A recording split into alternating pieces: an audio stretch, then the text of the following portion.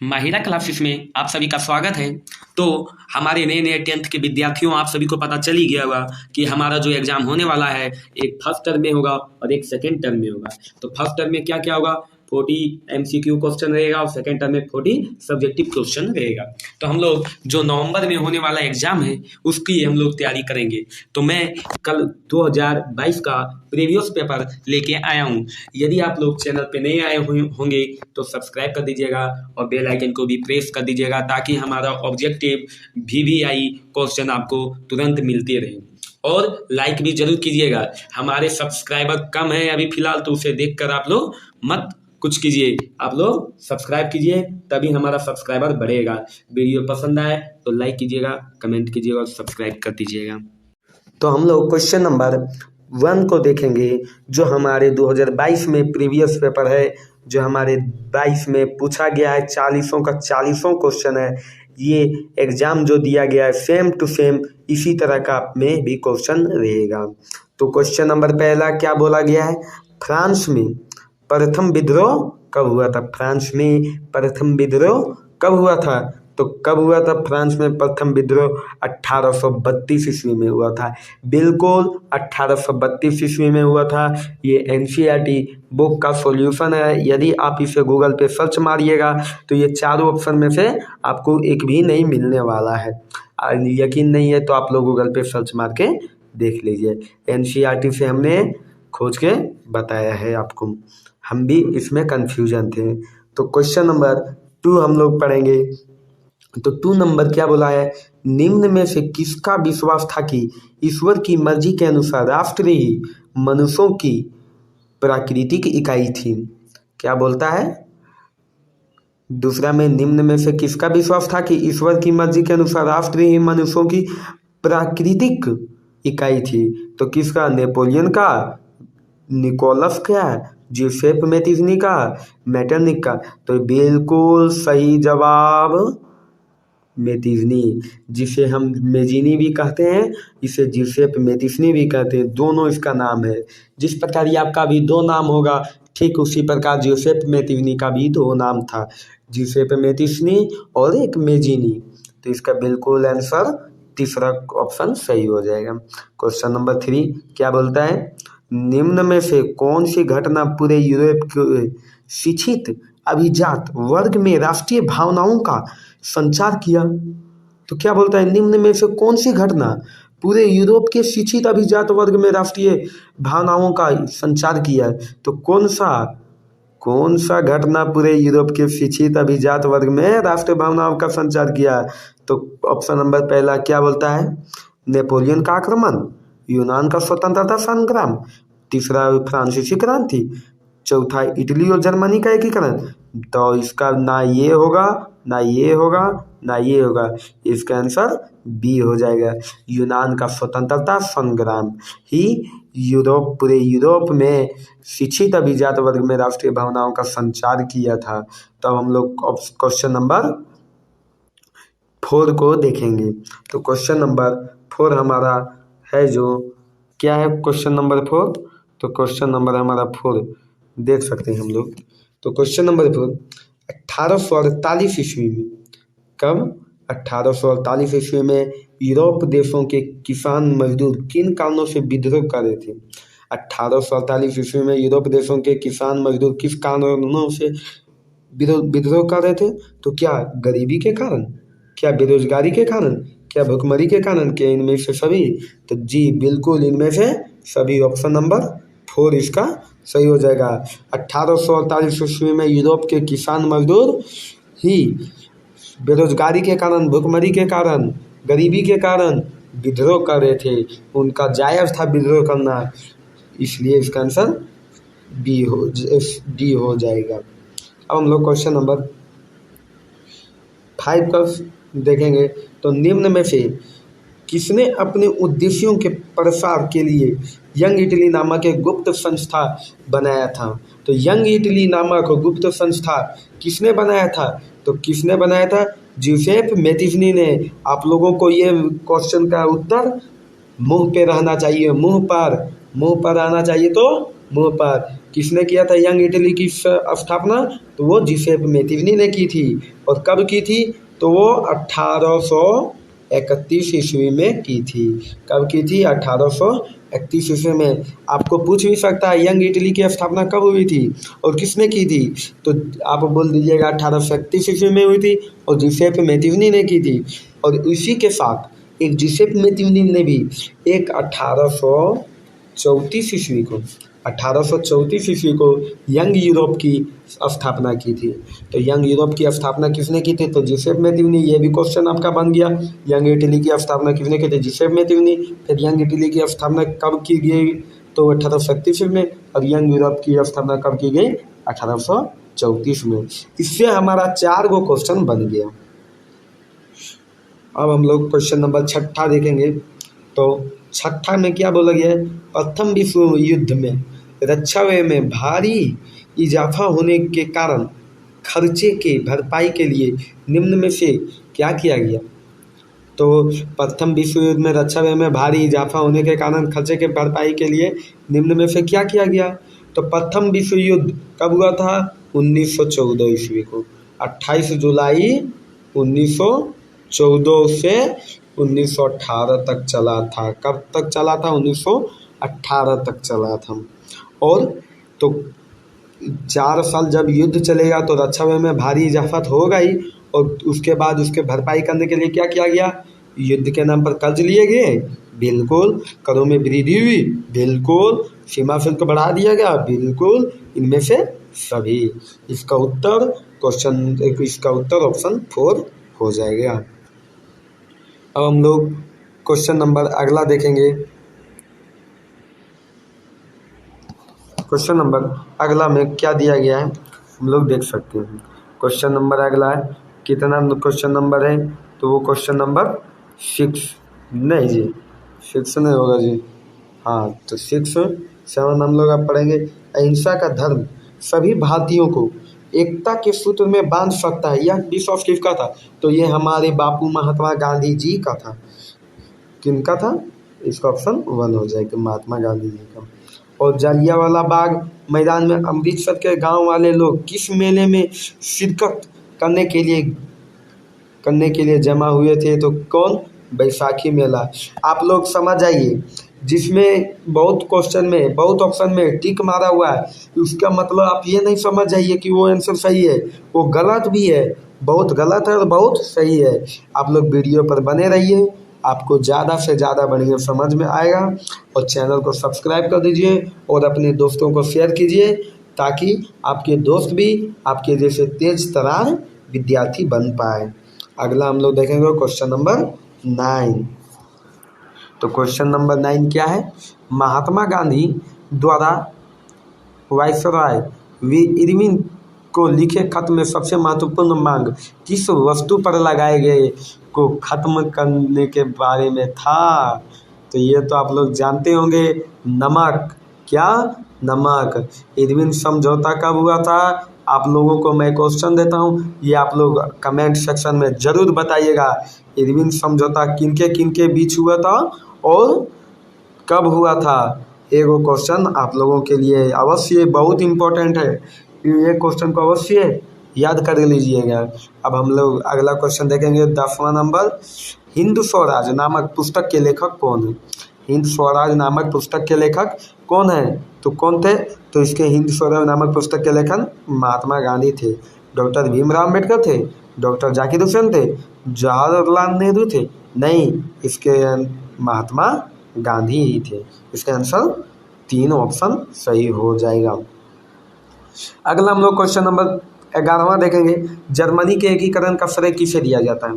Germany का एकीकरण का श्रेय किसे दिया जाता है, तो जर्मनी का एकीकरण का श्रेय किसे दिया जाता है, तो वो दिया जाता है किसे, बताइए आप लोग, क्या, और विलियम फ्रेडरिक लुइस को, हेनरिक हिमलर को, ओटो वन बिस्मार्क को, तो ये क्या है, एडॉल्फ हिटलर को, शायद हिटलर ही है जी, हाँ। तो नहीं, इसे जर्मनी के एकीकरण का श्रेय ओटो वन बिस्मार्क को दिया जाता है। अब चौरा चोरी कांड कब हुआ था, चौरा चोरी कांड कब हुआ था, तो चौरा चोरी कांड कहीं कहीं आपको 4 फरवरी मिलेगा और कहीं कहीं 5 फरवरी मिलेगा। तो हमारा दोनों बिल्कुल सही ही है। तो चौरा चोरी कांड 4 फरवरी या फिर 5 फरवरी 1922 ईस्वी को हुआ था। पवन, अब क्वेश्चन नंबर 13 देखेंगे। पवन द्वारा मैदान अथवा ढालू क्षेत्र से मृदा को उड़ा ले जाने की प्रक्रिया को क्या कहते हैं? जब मृदा को उड़ा ले रहा है यानी उसको कटाव हो रहा है, और कटाव हो रहा है यानी उसका अपरदन हो रहा है, इसलिए क्या बोलेंगे? तो मृदा अपरदन। जब मृदा का हो रहा है तो मृदे अपरदन नहीं होगा, मृदा में पवन अपरदन कनेक्ट हो जाएगा जी, इसलिए इसका आंसर फर्स्ट हो, तीसरा ऑप्शन सही हो जाए। 14वां, उत्पत्ति के आधार पर संसाधनों को 2 भागों में विभाजित किया गया है, उसके नाम क्या है?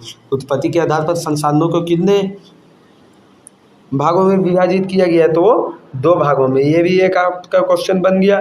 और कौन कौन? तो वो नवीकरणीय और अनवीकरणीय विभाजित किया गया है। उत्पत्ति के आधार पर संसाधनों को कितने भागों में विभाजित किया गया? 2, नवीकरणीय और अनवीकरणीय।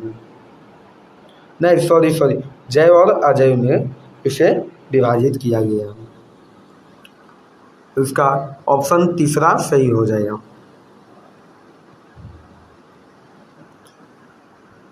क्वेश्चन नंबर 15 देखेंगे। निम्न में से किस मृदा को रेगुड़ मृदा भी कहा जाता है? तो निम्न में से किस मृदा को रेगुड़ मृदा कहा जाता है? तो काली मृदा को रेगुड़ मृदा कहा जाता है। और क्वेश्चन नंबर 16 देखेंगे। जून 1992 ईस्वी में ब्राजील के किस शहर में प्रथम अंतर्राष्ट्रीय पृथ्वी सम्मेलन का आयोजन किया गया था? तो प्रथम अंतर्राष्ट्रीय पृथ्वी सम्मेलन कब हुआ था? एक आपका ये क्वेश्चन बन गया। और कब हुआ था? तो ये 1992 ईस्वी में हुआ था। और कहाँ हुआ था? तो रियो डी जेनेरो में हुआ था, रियो डी जेनेरो में हुआ था। ऑप्शन नंबर तीसरा सही हो जाएगा। फिर क्वेश्चन नंबर 17 हम लोग देखेंगे। निम्न में से भारत के किस राज्यों में खनिजों और कोयले की प्रचुर भंडार है? तो कोयला जो हमारा राज्य क्या है? जैक यानी झारखंड एक तो होबे करेगा जी। फिर मध्य प्रदेश और छत्तीसगढ़ होगा इसका आंसर। क्या होगा? झारखंड, मध्य प्रदेश और छत्तीसगढ़। बिल्कुल सही जवाब, ऑप्शन इसका चौथा हो जाएगा। हम लोग क्वेश्चन नंबर 19वां देखेंगे, 18वां। तो भारत में भूमि का कितना प्रतिशत भूभाग क्षेत्र मैदान के रूप में? तो मैदान के रूप में कितना है? मैदान के रूप में 43% है। और यही पूछ दिया आपको, पठार के रूप में कितना प्रतिशत पठार के रूप में कितना प्रतिशत भू क्षेत्र है? तो वो 27% है। तो इसका आंसर कितना हो जाएगा? यहाँ क्या पूछा है? मैदान के रूप में, तो मैदान के रूप में 43% हो जाएगा, इसका बिल्कुल सही है आंसर। और 19वां क्वेश्चन। देश के क्षेत्रफल का लगभग 27% हिस्सा खनिजों, जीवाश्म ईंधन और वनों के अपार संचय के रूप में किस क्षेत्र को जाना जाता है? तो अभी हमने क्या बताया? मैदान नहीं, मैदान तो 43, तो ये 43 तो मैदान में हो जाएगा, मैदान 43 में। और हमने क्या बताया? 27% पठारी क्षेत्र, तो पठारी क्षेत्र इसका आंसर हो जाएगा, ऑप्शन नंबर 1। और यहाँ देखिए, यहाँ 27% दिया हुआ है। ये आपको बिल्कुल, आप लोग वीडियो को लाइक कीजिए और सब्सक्राइब कीजिए और शेयर कीजिए, ताकि हम भी मोटिवेट हों और आपके लिए प्रीवियस पेपर 2009 से 2022 तक के सारे प्रीवियस पेपर को हम आपसे रिवाइज करवा देंगे। और हमारे चैनल को सब्सक्राइब कीजिए ताकि हम भी मोटिवेट हों, और शेयर कीजिए। Thank you. अब अगला क्वेश्चन नंबर 20वां हम लोग देखेंगे। तो क्वेश्चन नंबर 20 क्या बोलता है? क्वेश्चन नंबर 20 बोलता है, पंजाब में भूमि निम्नीकरण का मुख्य कारण क्या है? तो पंजाब में भूमि निम्नीकरण का मुख्य कारण क्या है? गहन खेती, वनोन्मूलन, अधिक सिंचाई, अति पशुचारण। तो इसको ये क्या होगा? अधिक सिंचाई। इसका आंसर हो जाएगा क्लियर। एनसीईआरटी में यही लिखा गया है। क्या लिखा गया है? एनसीईआरटी में यही लिखा गया, अधिक सिंचाई, आंसर हो जाएगा। 21 नंबर। निम्न में से किस प्रांत में सीढ़ीदार सपानी खेती की जाती है? तो कहाँ की जाती है? उत्तरांचल में की जाती। कहाँ? उत्तरांचल में, बिल्कुल सही जवाब। अब हम लोग क्वेश्चन नंबर अगला 22 क्वेश्चन नंबर देखेंगे। तो 22वां क्वेश्चन नंबर क्या दिया गया है? 22वां क्वेश्चन नंबर, भारत वन्य जीव अधिनियम कब लागू हुआ? भारत वन्य जीव अधिनियम कब लागू हुआ? तो भारत वन्य जीव अधिनियम 1972 ईस्वी को लागू हुआ। कब लागू हुआ? 1972 ईस्वी का। इसका चौथा ऑप्शन सही हो जाएगा। और यही पूछ दिया, बाघ परियोजना यानी प्रोजेक्ट टाइगर कब लागू हुआ?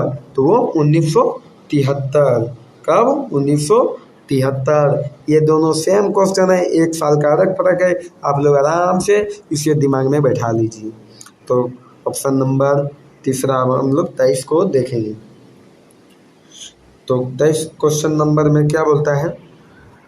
23 नंबर में बोलता है कि कौन सी परियोजना सतलुज ब्यास बेसिन में जल विद्युत उत्पादन और सिंचाई दोनों के काम में आती है? कौन सी परियोजना जो दोनों में काम आती है? दामोदर घाटी परियोजना, भाखड़ा एवं नांगल बांध, बाघ परियोजना, श्रीकुंड बांध। तो इसका बिल्कुल आंसर सही हो जाएगा कौन? ये ऑप्शन चौथा, हीराकुंड बांध नहीं, भाखड़ा एवं नांगल बांध। ऑप्शन नंबर 2 बिल्कुल आपका सही हो जाएगा। और 24वां क्वेश्चन नंबर हम लोग देखेंगे, दुनिया भर में जल की कमी किन कारणों से बढ़ रही है? दुनिया भर में जल की कमी किन कारणों से बढ़ रही है? तो क्या सूखा के कारण, क्या सिंचाई की बढ़ती मांग, क्या जल की व्यर्थ बर्बादी, और क्या इनमें से सभी? तो जी बिल्कुल इनमें से सभी। अब हम लोग क्वेश्चन नंबर 25 को देखेंगे, यानी 25 को देखेंगे। बेल्जियम में 1950 और 1960 के दशक में किन भाषा के बोलने वाले समूहों के बीच तनाव बढ़ने लगा? तो किन भाषाओं के बोलने वाले की? तो क्या फ्रेंच और डच, और क्या फ्रेंच और डच, क्या डच और फ्रेंच, क्या फ्रेंच और जर्मन सिहली, और क्या फ्रेंच और जर्मन? तो कौन कौन? फ्रेंच और डच था। कौन? फ्रेंच और डच। बिल्कुल आपका सही हो जाएगा। 26वां क्वेश्चन नंबर, श्रीलंका में अधिकतर सिंहली भाषी लोग किन धर्म को मानते थे? तो श्रीलंका में अभी भी और तभी भी कभी भी हमारे ख्याल से बौद्ध धर्म को ही मानेंगे और मानते हैं। अभी भी मानते हैं बौद्ध धर्म को, आगे भी मानने वाले शायद बौद्ध धर्म को। तो बिल्कुल आपका ऑप्शन तीसरा सही हो जाएगा। क्वेश्चन नंबर हम लोग 27 को देखेंगे। तो क्वेश्चन नंबर 27 देखेंगे, लोकतंत्र एक बुनियादी सिद्धांत के रूप में राजनीतिक शक्ति का स्रोत किसे माना जाता है? लोकतंत्र में एक बुनियादी सिद्धांत के रूप में राजनीतिक शक्ति का एक स्रोत किसे माना जाता है? क्या संसद को, क्या जनता को, क्या राज्य को, क्या न्यायालय को? तो लोकतंत्र में एक बुनियादी सिद्धांत के रूप में राजनीतिक शक्ति का स्रोत जनता को माना जाता है जी। किसे माना जाता है? जनता को। ऑप्शन नंबर इसका सही हो जाएगा क्वेश्चन दूसरा। और 28वां क्वेश्चन क्या है? सत्ता में भागीदारी की आवश्यकता कहाँ पड़ती है? सत्ता में भागीदारी की आवश्यकता कहाँ पड़ती है? तो क्या क्षेत्र, भाषा और जाति के आधार पर बांटे समाज में, फिर क्षेत्रीय विभाजन वाले बड़े राज्यों में, प्रत्येक लोकतांत्रिक राज्य में, क्या इनमें से सभी? तो बिल्कुल सभी जगह सत्ता की भागीदारी की आवश्यकता पड़ती है। क्वेश्चन नंबर हम लोग 29वां देखेंगे, निम्न में से किस प्रकार का टकराव आगे बढ़कर हिंसा और राजनीतिक अस्थिरता का रूप ले लेता है? तो वो सामाजिक का ले लेता है। क्या ले लेता है? सामाजिक का। ऑप्शन नंबर 2 सही हो जाएगा। 30वां क्वेश्चन देखेंगे, संविधान और विभिन्न स्तर की सरकारों के अधिकारों की व्याख्या करने का अधिकार किसे मिला है? तो किसे मिला है? तो वो न्यायालय को मिला है। किसे मिला? संविधान और विभिन्न, तो न्यायालय को मिला है। हम लोग क्वेश्चन नंबर 31 देखेंगे, पुलिस, व्यापार, वाणिज्य, कृषि और सिंचाई जैसे महत्वपूर्ण विषय सूची किस सूची के अंतर्गत आते हैं? तो पुलिस, व्यापार, वाणिज्य, कृषि और ये सब किस सूची के अंतर्गत आते हैं? तो ये समवर्ती सूची के अंतर्गत आते हैं। सॉरी, ये राज्य सूची के अंतर्गत आते हैं। और 32वां क्या है? केंद्र शासित प्रदेश वाले इलाकों का शासन चलाने का विशेष अधिकार किस सरकार को प्राप्त है? तो केंद्र शासित प्रदेश को चलाने का विशेष का किस सरकार को अधिकार प्राप्त है? तो वो केंद्र सरकार को है। तो इसका ऑप्शन नंबर 1 सही हो जाएगा। तो अगला हम लोग क्वेश्चन रखेंगे 33वां क्वेश्चन नंबर। जब केंद्र और राज्य सरकार के शक्तियाँ लेकर स्थानीय सरकारों को दे दी जाती है तो क्या कहा जाता है? तो उसे सत्ता का विकेंद्रीकरण कहा जाता है। विकेंद्रीकरण यानी बंट जाना, इसका आंसर दूसरा हो जाएगा। और 34वां आर्थिक विकास के अंतर्गत सम्मिलित लक्ष्य स्वतंत्रता, नियमित रोजगार, बेहतर मजदूरी, इनमें से सभी, बिल्कुल इनमें से सभी की जरूरी है, तभी हमारा देश आर्थिक विकास मजबूत होगा। फिर 35वां नंबर, भारत के किस राज्य में गरीबी का प्रतिशत सबसे अधिक है? तो हमारा बिहार में है। कहाँ है? बिहार में। अब हम लोग क्वेश्चन नंबर 36 को देखेंगे। तो भारत में प्रच्छन्न बेरोजगारी सामान्यतः किस क्षेत्र में दिखाई देती है? तो वो कृषि क्षेत्र में दिखाई देती है। कृषि क्षेत्र में दिखाई देती है। किस क्षेत्र में? कृषि क्षेत्र में दिखाई देती है। 37वां क्वेश्चन हम लोग देखेंगे। भारत किस वर्ग के देश में गिना जाता है? किस देश के में आया जाता है? क्या निम्न आय में, क्या गरीब में, क्या विकसित में, क्या कम जनसंख्या में? तो क्या हमारा निम्न आय में आता है? क्या गरीब में आता है? अरे ये तो गरीब तो होगा नहीं, कम जनसंख्या तो है ही नहीं, दुनिया में दूसरा नंबर में है। और निम्न आय यानी कम पैसा में आता है। क्या विकसित में? तो हमारे ख्याल से ये विकसित में होगा। आप लोग इसका क्वेश्चन थोड़ा सा देख लीजिएगा। ऐसी तो विकसित हमारे 100% है, वो विकसित इसका आंसर हो जाएगा। क्वेश्चन नंबर 30वां देखेंगे। निम्न में से कौन अर्थव्यवस्था को विशालता को प्रदर्शित करता है? निम्न में से कौन अर्थव्यवस्था को विशालता को प्रदर्शित करता है? तो कौन? विश्व व्यापार संगठन। कौन? विश्व व्यापार संगठन। तो इसे हम इंग्लिश में क्या बोलते हैं? WTO, जिसका वर्ल्ड ट्रेड ऑर्गेनाइजेशन इंग्लिश में बोलते हैं। क्या वह आपको एक क्वेश्चन इससे यह भी पूछ सकता है कि विश्व व्यापार संगठन कब हुआ? तो 1995 ईस्वी में हुआ था। आप लोग बोल सकते हैं कब हुआ था? तो 1995 ईस्वी में। और 39वां नंबर क्या है? तो परिवहन, भंडारण, संचार, बैंक सेवाएं और व्यापार किस क्षेत्र के गतिविधियों के प्रमुख आते हैं? तो ये तृतीय क्षेत्र के आते हैं। जो भी सेवाएं आ जाएगा, भंडारा आ जाएगा, ये तो सब सेवाएं ही है, तो किस में आ जाएगा? तृतीय क्षेत्र में। अब हम लोग लास्ट क्वेश्चन हम लोग देखेंगे, क्वेश्चन नंबर 40। तो क्वेश्चन नंबर 40 में क्या बोला गया है? क्वेश्चन नंबर 40, कृषि क्षेत्र के श्रमिकों में किस प्रकार की बेरोजगारी पाई जाती है? कृषि क्षेत्र के श्रमिकों में किस प्रकार की बेरोजगारी पाई जाती है? क्या स्वैच्छिक बेरोजगारी, क्या अल्प बेरोजगारी, संरचनात्मक, क्या चक्रीय? इसमें अल्प बेरोजगारी इसका आंसर हो जाएगा। आशा है आप सभी को 40 नंबर में 40 नंबर मिलेगा, और ज़रूर मिलेगा। आप लोग चैनल को सब्सक्राइब कर दीजिए, बेल आइकन को प्रेस कर दीजिए, ताकि हमारा जो भी ऑब्जेक्टिव क्वेश्चन, जो भी आपके लिए VVVI सारा क्वेश्चन हम डालेंगे वो सबसे पहले आप तक पहुंचेगा। Thank you for watching my videos and best of luck for examination 2022।